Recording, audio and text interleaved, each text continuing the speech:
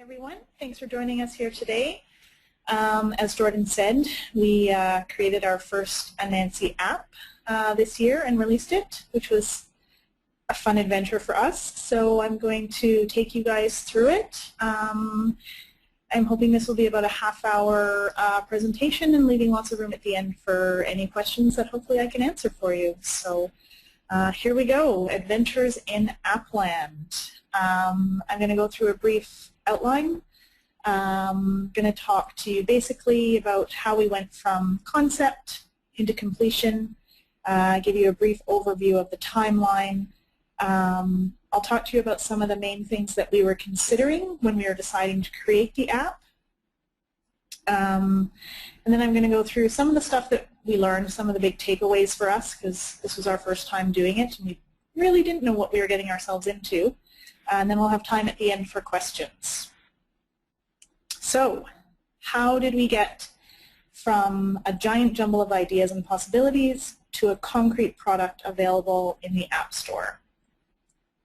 And this is a very broad strokes timeline, just to give you guys an idea of how long it actually took.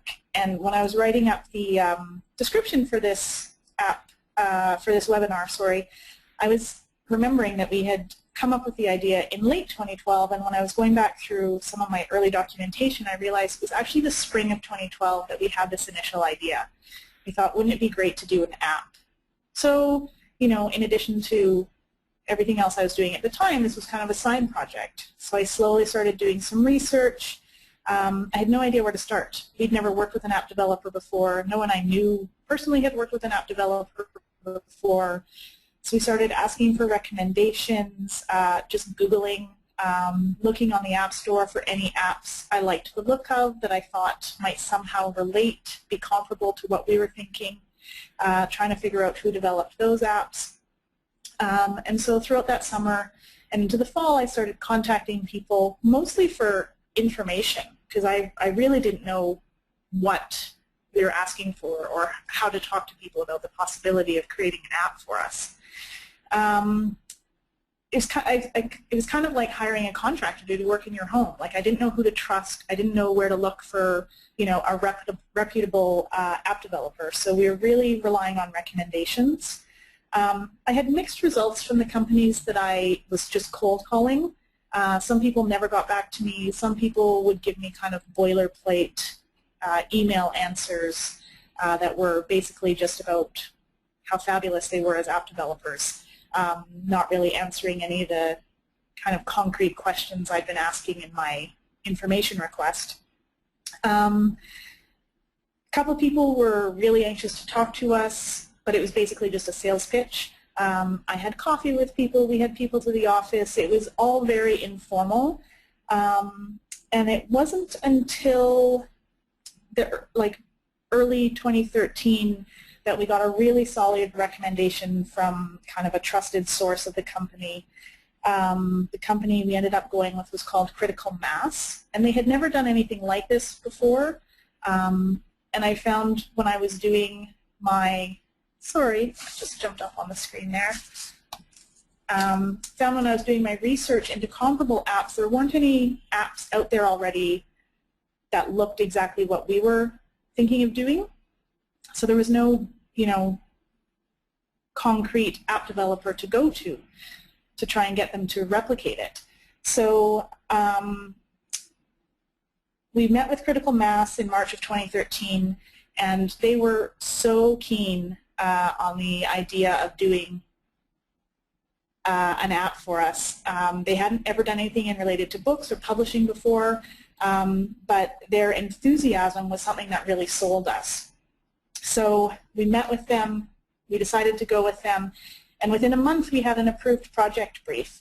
And the great thing about Critical Mass is that obviously they know what they're doing in the app developing world. So we have this very vague idea of, hey, wouldn't it be great if we could do something that did all these amazing things? And they helped us really distill our bundle of ideas into a concrete, achievable project. So one of the things about the Massey app is that we wanted it to coincide with the yearly Massey Lecture. So our original release date was scheduled to be September in 2013. And so April 2013, we had an approved brief, and at that time the scope of work did allow for us to release this app in September. But as we started getting into the summer, and the Massey it's a joint venture between us at Anansi, the CBC, and Massey College, and we realized that nothing was actually moving quite as quickly as we had anticipated. Trying to get approval from the 3 different parties, and then going back and forth with the developers was proving to take a little bit longer than we had hoped. So we pushed the release back to November, thinking that would give us enough time. And still it wasn't enough time. Again, everything was taking longer than expected. Especially at this point, we are now gathering like the digital assets, the audio and the video that we wanted to include, trying to get proper permissions for all of the images and assets that we wanted to include, getting final sign-off from everyone, doing all the bug testing. And we were really, really keen to have the best possible app that we could before we launched. We didn't want to launch something that was buggy. You know, in publishing, we don't really use the agile method. You know, we tend to try and get everything as perfect as we can before we actually release it into the world. So we were really, really married to that idea, and so we pushed the release back again a final time to March 2014, so that it would coincide with the rebroadcast of the Lectures of Blood. And we actually hit that release date the end of February. Pretty much all of February and leading into the beginning of March were long days, long weekends, long nights for us and for the developers. But we did it. So that was very exciting. And yeah, overall it took just about 2 years from idea to completion, which in the publishing world doesn't seem that long, but I know in the digital world that seems like a really long time. So then, why did we decide to go with the Massey Lectures for our first app? And there was a number of reasons. The first was that we were just looking for a new digital initiative at Anansi. We hadn't done an app before. We were kind of had our ebooks under control, and we're looking for something new to kind of challenge us a little bit and take us in a new direction. So we decided we were going to do an app. And when we started looking at our list, the Massey Lectures really stood out as our most unique standalone property at Anansi. The Masseys are a cornerstone of our list every year, and we have rights to all of the 42 previous lectures leading up to 2013, and for, you know, lectures in the near future. So we knew that there was plenty of material to work with, and the lectures are already a multimedia series. There's the book version, the ebook version, there's the radio broadcast, and in recent years we started doing a live lecture where the author of the lectures that year actually does a cross-country tour, stopping in 5 different cities across the country and delivering the lecture that will eventually be broadcast on the radio to a live audience. And at each of those live lectures there's the opportunity for Q&A. There's also, you know, interviews, and there's all these different ways in which the lectures are already a multimedia series in itself, and we felt that it was just begging to be integrated into a single entity. We also thought the Masseys, they're such an important part of Canadian history, really, and Canadian letters. The history of the series is so rich and so important, but right now it's scattered across who knows how many different places. There's stuff at Massey College, there's stuff at CBC, there's stuff at Anansi, there's stuff with each of the lecturers from over the years. And a lot of the people with the most institutional memory for the lectures themselves are now moving on from the lectures. They're scattering as well. And so we thought it would be a really interesting opportunity to build an archive of sorts that could also continue to grow as the series continues. We are also thinking we have a dedicated Massey audience that we already kind of know from the Anansi perspective. What are the opportunities for reaching a new audience with a new technology? Kind of launching ourselves into the 21st century. Is there an opportunity there to reach a new audience? And one of the things we've noticed in the past with the Massey lectures is that people really like to engage with the lectures, with the content. They like to discuss. They like to, hear more from the authors. And this app could give them an opportunity not only to hopefully engage with the authors at some point, but engage directly with each other. And right now there's not really a forum for that to happen. And finally, we thought it could be a good opportunity to expand both the Massey brand and the Anansi brand in a whole different way. So how do we build this thing? How do we figure out how to take this content that usually exists in print or at most an ebook, or it exists completely separately as an audio file, as a radio broadcast? How do we get that into an app? And so there were three main things that we had to consider when we were moving forward. First was, who is our target audience? Who are we building this app for, and how would who that target audience is, how would that influence what we were going to build? So the first one is our Massey enthusiasts, readers who buy the book every year, no matter who the author is, people who already own the complete library or want to own the complete library. We know that we have a dedicated audience who is coming back year after year for the Massey lectures. We also know that there's the CBC listeners who maybe don't know that we actually do a print version or an ebook version, but they listen every year to the lectures. They're kind of the CBC loyalists. Maybe we can introduce them to the text version of the app. Students are also an interesting audience for us. We have had a good amount of course adoption, regular course adoption over the years with some of the lectures in particular. So how can we reach students in a new way? We have our Anansi loyalists, the people who maybe have never actually heard of the Massey lectures, but are dedicated Anansi followers.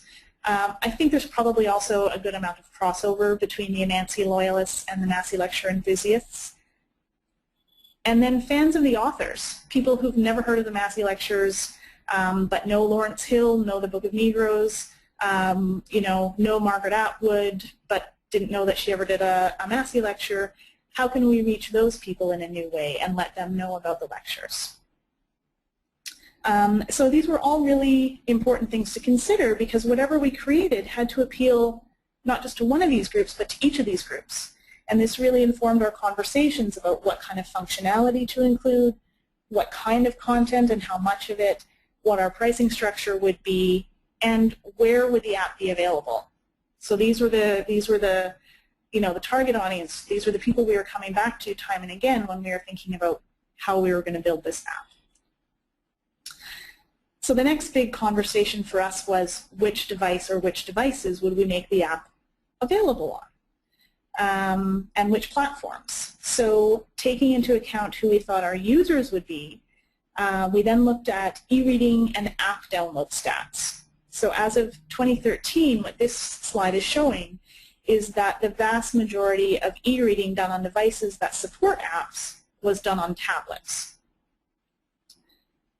And in terms of platforms, of the tablets in the market, the vast majority of users were downloading apps onto iPads.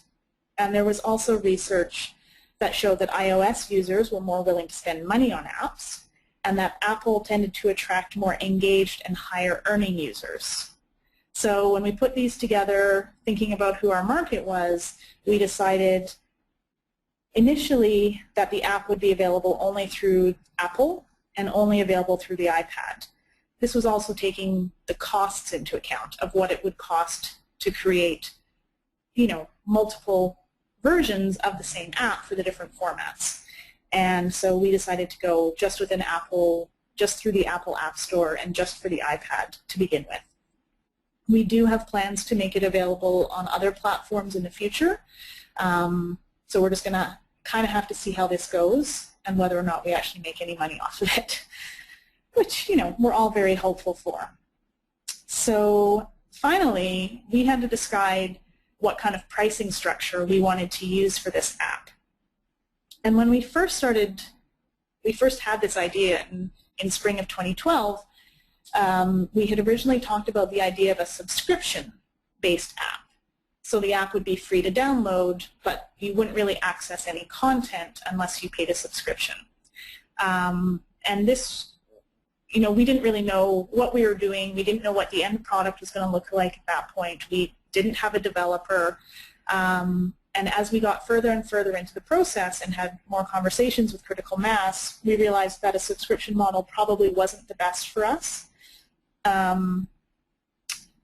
So when we were thinking about the pricing structure, we had to make sure that whatever it was, it had to appeal to both our Massey loyalists and any new users that we were hoping to attract.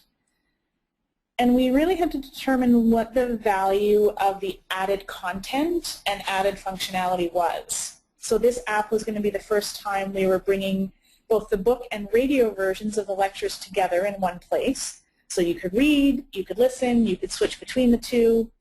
We were adding social functionality with inline commenting, and we were going to have questions and discussion boards.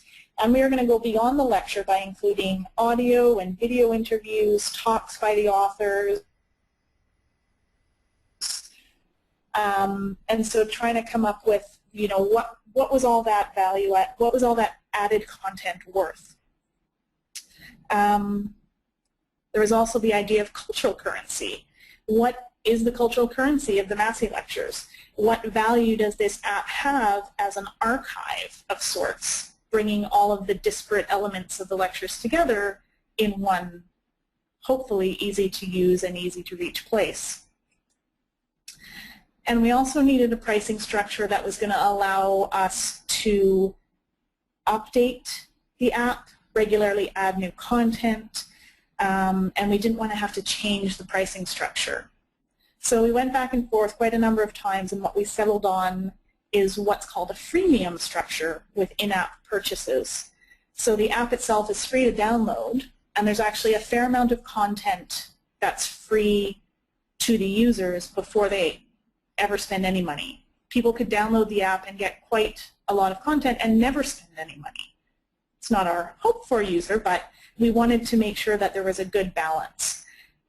Especially because we have so many dedicated Massey enthusiasts already who already probably own the print version. They've listened to the lecture on the radio before.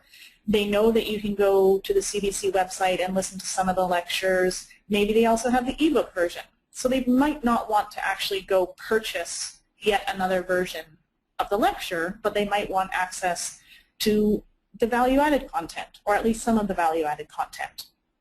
So the freemium structure allows users to download the app for free, and users can access author talks and interviews, excerpts of all of the books, photos, and they can participate in discussions on a thematic level without ever spending a dime.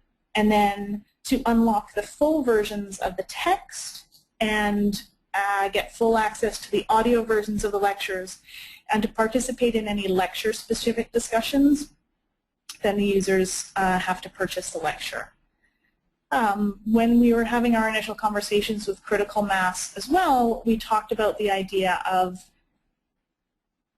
another way to add value to the content and to the app itself was linking the lectures together in a way that hadn't ever really been done before.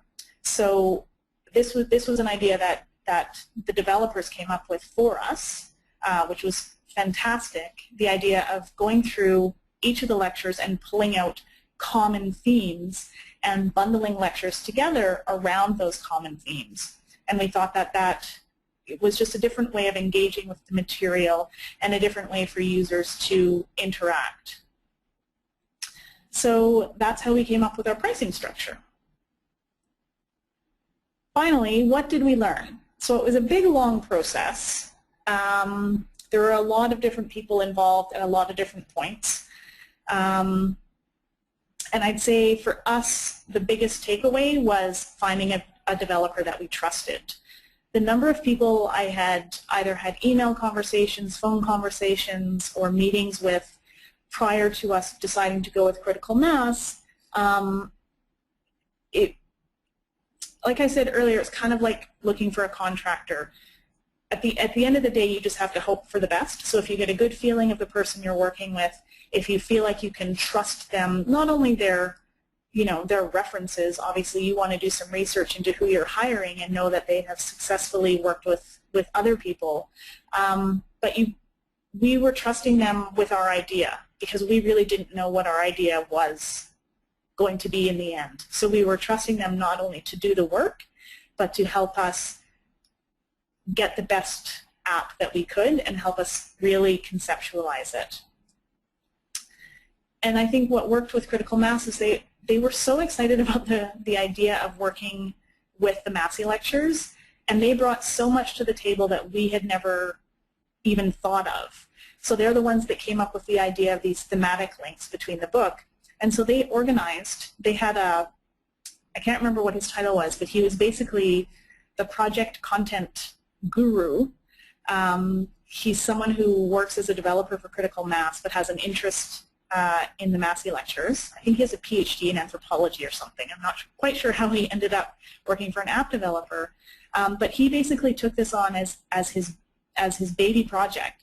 And they had some of the authors, I think it was Stephen Lewis, Lawrence Hill, I think were the only two authors that were able to go in person, and then we had some people from the office who had worked on the various lectures and were familiar with the material go in, and they basically interviewed them for half a day and teased out what they were thinking when they were conceiving the idea for the lectures. What were some of the main arguments? How did they come up? Were there any contentious arguments coming up when they were discussing the lectures, and really teasing out the content at a really deep editorial level. And that was all the developer who came up with this. So it was really important for us, and I think really beneficial for us, to find a developer who is just as excited, not just about the idea of creating an app, but about the idea of creating this particular app for us. The other thing about working with outside developers was acronyms. And it's a whole different language. So the biggest one that jumps out at me every time is SME. They were, from the very minute we met them, they were talking about, well, who's going to be the SME? Who's the SME? And it took us a while before we realized the SME was a subject matter expert.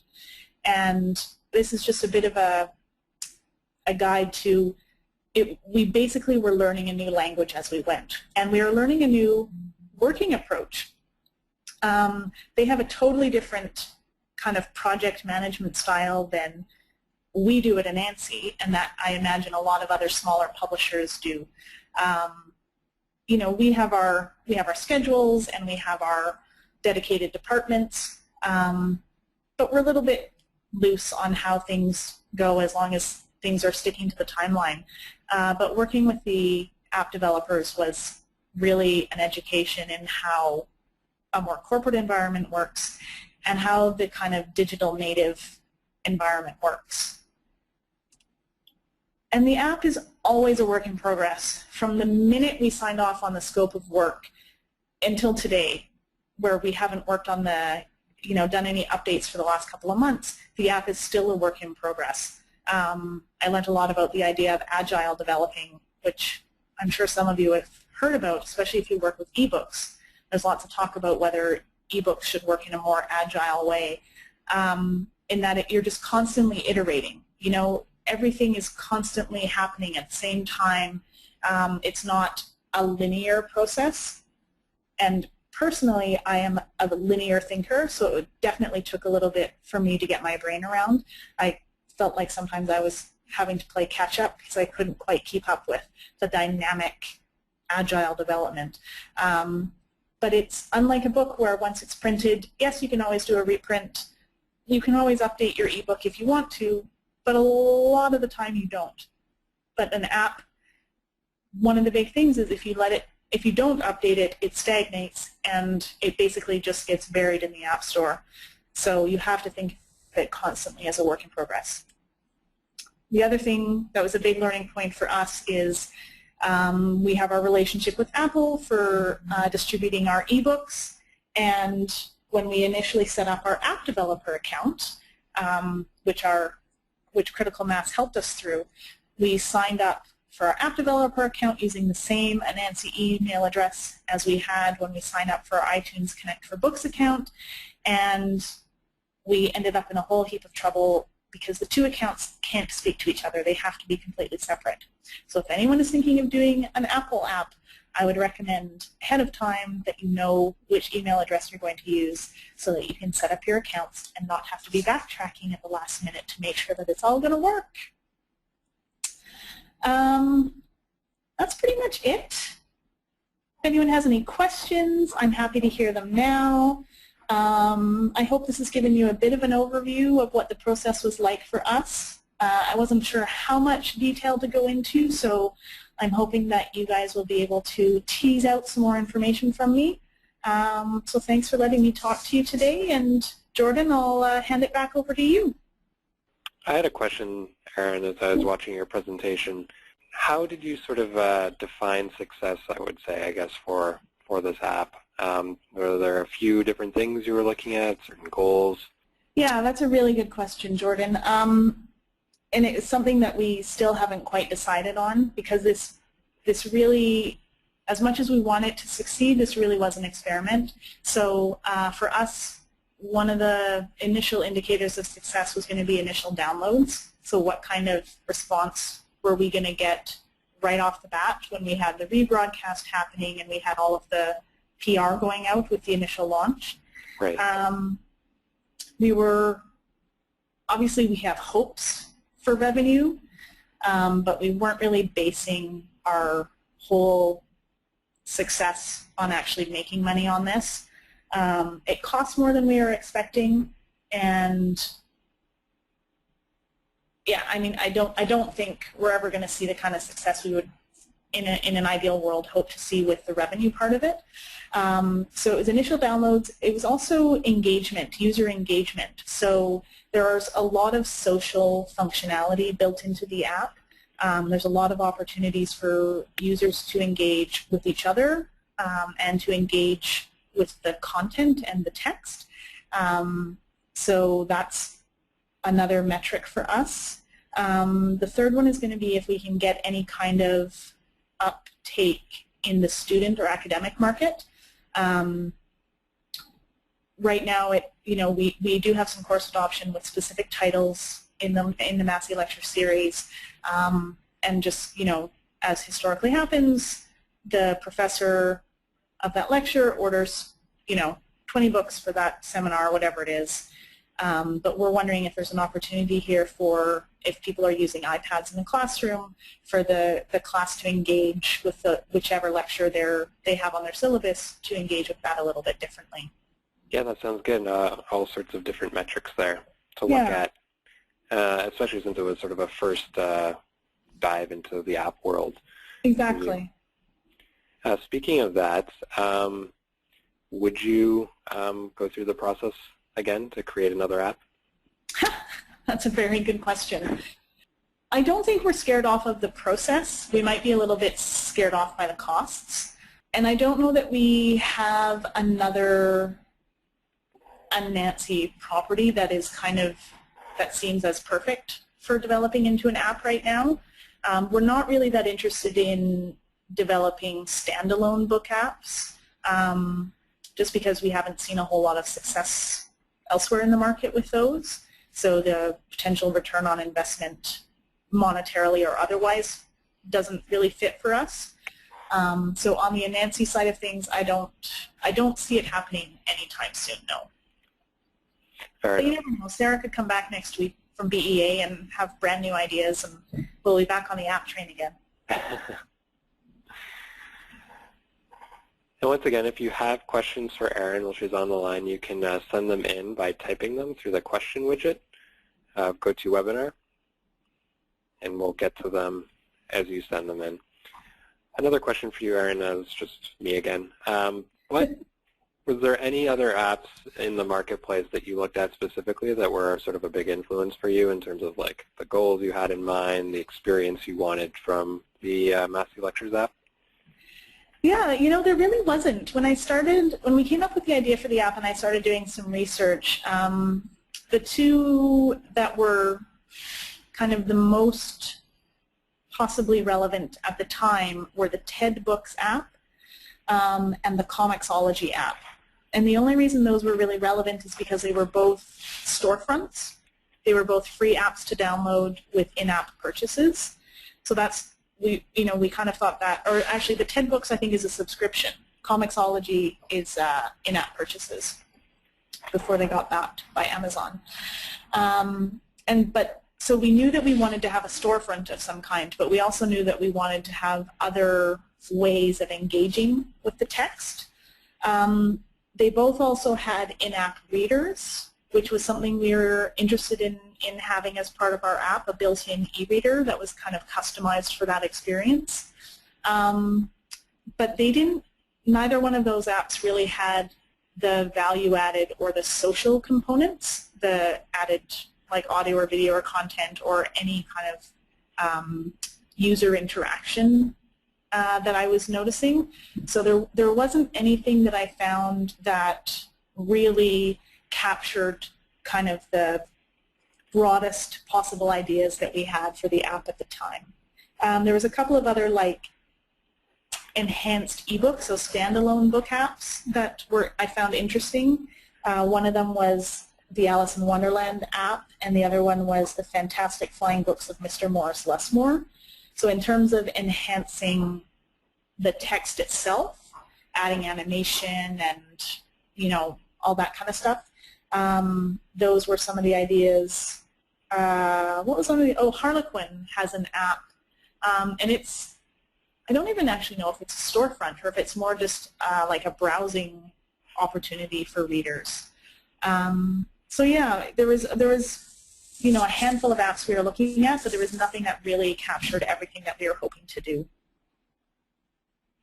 Yeah, it sounds like a unique project of integrating the social, integrating the book reading experience, and all the multimedia. Like, it certainly sounds unique. I've certainly never heard of an app similar. Yeah, hopefully that's part of the value of it. We have a question here, and that question is, did everyone at Anansi get involved in the app project, or were there specific departments that were involved at certain stages? How did you sort of organize that? Yeah, good question. No, definitely not everyone was involved. I was essentially, I guess, the project manager for the entire duration of the app. There wasn't really anyone else in production involved or design. All of the design was done by the developers. Marketing was on board kind of in and out. They were there for the initial discussions, and then while it was asset gathering time and while it was kind of getting a lot of the content together, they weren't involved, and then they kind of came back in at the end. It was really Sarah, who's our president and publisher, Matt, who's our VP of operations, who also happened to be one of our subject matter experts because he's so familiar with the series and has read so many of them, myself, and a couple of people from marketing. That was about it. You kept it lean. We had to. I mean, this ended up being a really big project that nothing else moved out of the way to accommodate. So it was really just fitting it in kind of as we could. So we weren't really able to gather resources from too many other departments.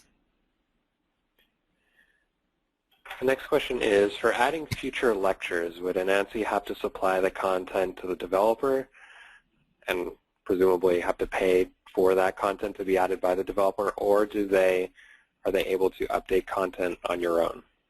Yeah, another good question. So the relationship we have with our developer is that anything that requires an updated build for the app, the developer will have to do. So adding new lectures as we go requires an updated build because it needs to go into the built-in e-reader part of it, and the audio needs to be integrated.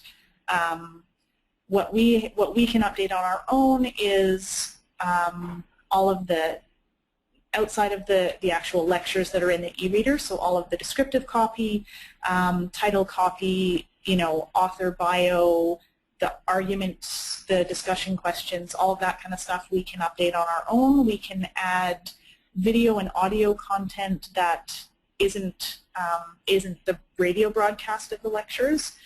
So basically anything that we can access, that users can access in the freemium part of the app, we can update that ourselves.